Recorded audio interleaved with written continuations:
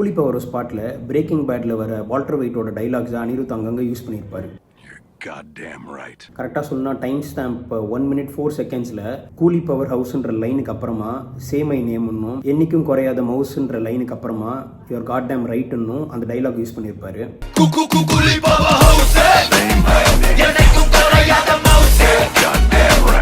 அனிருத்தும் அவரோட டீமும் பெரிய பிபி ஃபேன்ஸ். பிபினா பிரேக்கிங் பேட் ஃபேன்ஸ்.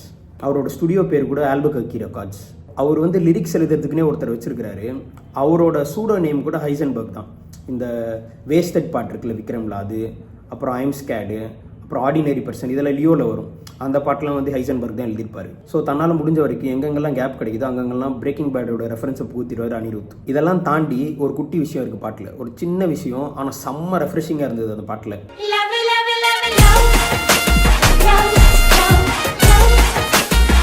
ஒரே ஒரு குறை தான், 9 மணிக்கு ரிலீஸ் பண்ணுறேன்னு சொல்லிட்டு 9:45 ரிலீஸ் பண்ணாங்க. உனக்கு வேலை இல்லை தெரியுது எனக்கு.